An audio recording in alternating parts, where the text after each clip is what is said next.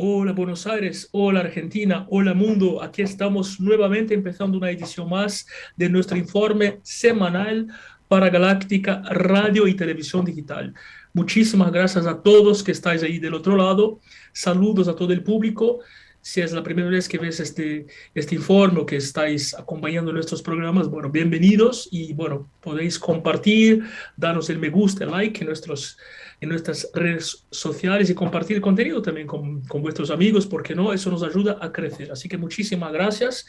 Somos muchos los que hacemos contenidos aquí, así que mandamos saludos a todos los creadores de contenidos, a nuestro director Pedro Guberman y a nuestra operadora también, Micaela. Así que bueno, muchísimas gracias a todos y hoy vamos a hablar de la compra del Twitter. Pero no vamos a hablar del Twitter y ni de Elon Musk, este hombre que nos puede llevar a visitar el espacio quizá y que está desarrollando coches eléctricos, es el empresario con visión futurista, ¿no? No vamos a hablar de eso, vamos a ir un poquito más allá. Esa es la puntita del iceberg, ¿no? Vamos a hablar de la libertad de expresión o de la no libertad de expresión, la censura, ¿no?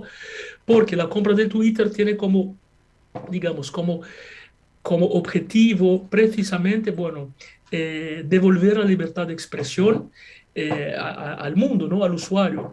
Bueno, y aquí es un tema muy complejo, muy complejo. Vamos a empezar entonces buscando una definición de qué es la libertad de expresión, ¿no es cierto? ¿Qué es eso, la libertad de expresión? ¿Debe existir o no debe existir? ¿Hasta qué punto? ¿Cuál es el límite? Bueno, en fin, tema complejo, es muy complejo, ¿no? Porque, bueno, la libertad de expresión debe existir, por supuesto, pero también existe el límite de la libertad de expresión, ¿no? Y el límite es lo ajeno, el límite es la libertad individual del prójimo, por ejemplo, ¿no? Entonces, por ejemplo, si yo voy, por ejemplo, a un restaurante, ¿no? Y como una comida, y si yo quiero decir, por ejemplo, que esa comida está horrible, ¿no? Eso, bueno, ciertamente no le va a caer bien al dueño del restaurante, a mucha gente que come allí, o a lo mejor no es ni siquiera justo, a lo mejor la comida era deliciosa, pero bueno, mi paladar es un poco exigente. Pero eso está bien o está mal. Bueno, ¿ves? Esa libertad de expresión, esa es la libertad de expresión que sí tiene que ser defendida, ¿no? Es el derecho a la opinión, ¿me entendéis? Porque en una democracia, ¿no? Si vamos a jugar el juego democrático, tenemos que jugarlo con todas las cartas. El derecho a la opinión tiene que ser respetado. Y eso no sucede en las democracias, no está sucediendo en ese momento en el mundo, ¿no? A veces uno dice esa comida es deliciosa o esa comida es horrible, esa pizza no me gusta y toda la gente quiere meterse con tu opinión, ¿no? Entonces, bueno, sabemos que eso no sucede, no hay libertad. Bueno, ahora vamos a otra situación. Vamos a otra situación. Está, en vez de definir solamente la libertad de expresión, es el derecho de decir lo que se quiere, sin herir la libertad del prójimo, que eso es muy vago, muy vacío, muy abstracto, estoy buscando ejemplos, ¿no? Ahora vamos a imaginar, por ejemplo, que yo vaya, por ejemplo, a los medios de comunicación y diga, ¿no? Tengo un vecino llamado Pablo, por ejemplo, y diga, bueno, Pablo es mi vecino. Pablo tiene un amante que se llama María. Bueno, vamos a imaginar que María es la señora que, por ejemplo, bueno, es profesora de los hijos de Pablo, ¿no? Profesora particular, y que ella viene y que yo diga a los medios de comunicación que ella es su amante, ¿no? Entonces, imaginemos que no sea su amante, que es solamente la profesora de los niños, pero yo no lo sepa, que yo no lo sepa, entonces yo diga que es su amante y lo diga en los medios de comunicación. Y entonces yo voy a destruir la familia de Pablo, probablemente el matrimonio, voy a producir daños, daños morales, daños económicos, en fin. Y entonces, ese es el punto, ¿no? Ese es el punto del límite. Entonces, yo estoy tomando la libertad de hablar de algo que no es mi propiedad, ¿no? Que no me corresponde. Y entonces ahí sí, en este caso, estoy rompiendo las reglas de buena convivencia, las reglas de la libertad de expresión. Ahora bien, yo tengo aún así el derecho de decir que Pablo eh, tiene un amante. Bueno, ese es el punto, ¿no? Porque podría deciros aquí que, bueno, sencillamente puedo decirlo que Pablo tiene un amante, pero que después le tengo que indemnizar. Y me va a hacer un juicio y le tengo que pagar un montón porque no lo voy a poder probar. Otras personas van a decir que en este caso yo no lo puedo ni siquiera decir porque no tengo el derecho de decir. que ella es la amante, ¿me entendéis? Y aquí está el punto, ese es el punto de divergencia. No es el punto de dar opiniones, de decir que tal partido me gusta más o menos, que el peronismo puede gustar más o menos a alguno. No es ese el punto, ¿no? No es ese el punto. O Brasil, por ejemplo, Lula y Bolsonaro, no es ese el punto. El punto es cuando la libertad de hablar cosas que no son reales, si esa libertad existe, ¿no? Ahora bien, bueno, mi ejemplo es un ejemplo inventado, por supuesto, pero bueno, si lo traemos a la vida real, podemos pensar en la pandemia, por ejemplo, ¿no? Donde los algoritmos de las empresas, bueno, controlaban lo que uno podía decir acerca de la pandemia, que había cosas que eran verdad, otras que no eran verdad, pero bueno, eh, otras que eran verdad y eran atribuidas como mentiras y otras que eran mentiras y eran atribuidas como verdad. La cuestión es que, y ahora voy a empezar a entrar en el punto que quiero, prestad atención, porque eso es muy complicado y complejo, y probablemente vayamos a necesitar más de un informe para explicar eso, ¿no? Pero ¿qué es el punto, no? ¿Quién tiene la atribución de decir que algo es verdad o no es verdad? ¿Quién tiene esa atribución? Entonces, ahí empezamos. En los últimos 10 años, todo el poder de comunicación se concentró en las redes sociales, ¿no? Cosa que antes pasaba con la imprensa televisiva, por ejemplo, la prensa escrita, ¿no? Los medios impresos. Y ese poder se concentró en las redes sociales, ¿no es cierto? Entonces, una empresa, por ejemplo, como Twitter, tiene un dueño. Una empresa como Facebook tiene un dueño, ¿no? Y sabemos quiénes son los dueños. Y Google, YouTube, tienen dueños. Entonces, son empresas privadas que no son del gobierno, ¿no? Entonces, hay algo llamado algoritmo que manejan, ponele 5 personas, 10 personas o 20 si querés. Bueno, esas personas pueden decidir lo que es correcto, lo que no es correcto y sencillamente bloquear la comunicación. ¿Me entendéis a lo que voy? Es un tema muy complejo. Bueno, y aquí hemos vivido situaciones en que los medios de comunicación empezaron a caer, ser bloqueados, y hoy día los medios de comunicación dependen también de las redes sociales, ¿no? Dependen de YouTube, de Twitter, etcétera. Hemos visto casos, por ejemplo, como del presidente Trump, que tuvo su cuenta de Twitter bloqueada, ¿no? Y todas sus cuentas de medios sociales. Ahora bien, independiente de si lo que dijo el presidente de Estados Unidos, Trump, es verdad o no verdad, él tiene que ser impedido de hablar a fuerza de cerrar el medio de comunicación, ¿me entendéis? Esa es la discusión que tenemos que tener en una sociedad que quiere evolucionar, en una sociedad que quiere crecer. Esa es la discusión que tenemos que tener. ¿Cuál es mejor? ¿Cuál es lo más correcto? Cerrar la boca de una persona, ¿no?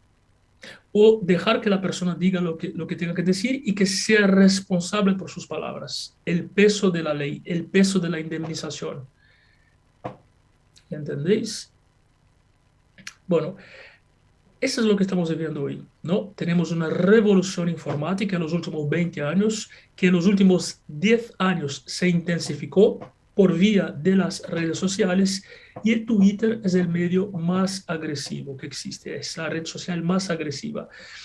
Y entonces, con esa compra de Twitter, Elon Musk busca contrarrestar, compensar, bajar un poco esa censura que existe en las redes, ¿no?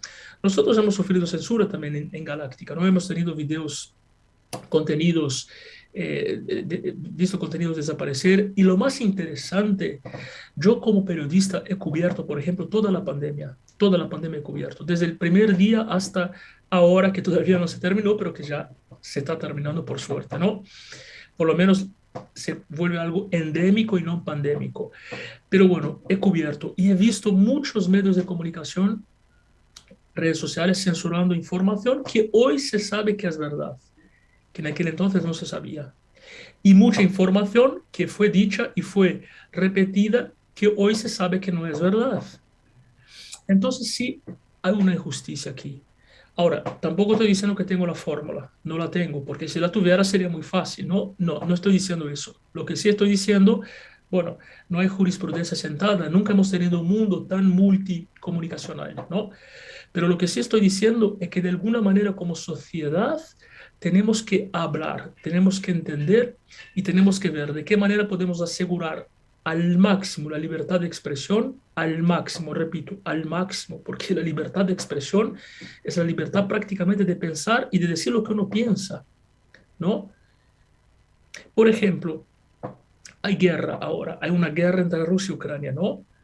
Uno puede estar a favor de la guerra, yo no estoy, por ejemplo, pero uno puede decir estoy a favor de la guerra y tiene el derecho de decirlo, porque es lo que uno piensa, incluso porque al decir eso, uno, primero, se está mostrando como es, segundo, la misma sociedad lo va a reprimir, ¿no? En muchos casos uno está esperando que las leyes repriman, pero la misma sociedad lo va a reprimir.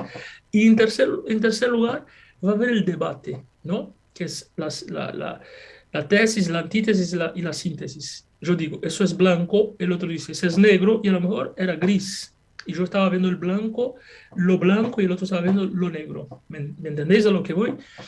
Entonces tenemos que tener esa madurez como sociedad de, de entender que también, bueno, es importante que uno, la misma sociedad tiene que regular lo que está correcto y lo que no está correcto, ¿no? Por ejemplo, uno va a Twitter y dice, esa mujer es gorda, ¿no? ¿Eso está bien o está mal?